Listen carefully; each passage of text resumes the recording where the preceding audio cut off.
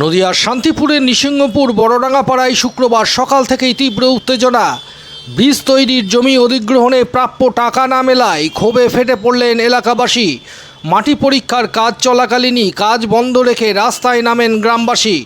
জেলা পরিষদের বিরুদ্ধে উঠেছে তছরূপের অভিযোগ। 2018 সালে শান্তিপুর কালনা ব্রিজের জন্য এই এলাকায় জমি অধিগ্রহণ করা হয়। 7 বছর কেটে গেলেও আজও অনেক প্রাপক তাদের বসতভিটার প্রাপ্য ক্ষতিপূরণ পাননি। অভিযোগ, চাষযোগ্য জমির টাকার কিছু অংশ মিটিয়ে দিলেও বসতভিটার ক্ষেত্রে শুরু হয়েছে অস্বচ্ছ লেনদেন।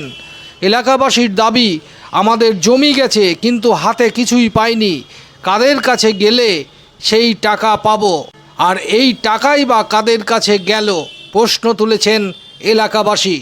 তাদের অভিযোগের আঙুল সরাসরি তৎকালীন জেলা পরিষদের সভাধিপতির দিকে। স্থানীয়দের অভিযোগ, জমি অধিগ্রহণের প্রক্রিয়ায় জড়িত কিছু দালাল চক্র প্রাপকদের টাকা আত্মসাৎ করেছে।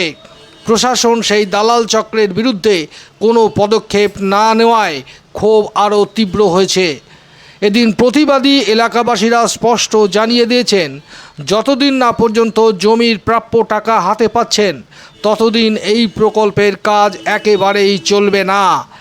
একদিকে প্রশাসনের আশ্বাস, অন্যদিকে বঞ্চিতদের বেদনা, সব মিলিয়ে নৃসিংহপুর এখন একটাই প্রশ্ন ভাসছে বাতাসে, ব্রিজ তৈরি হবে তো, কিন্তু বঞ্চনার সেতুটা ভাঙবে কবে?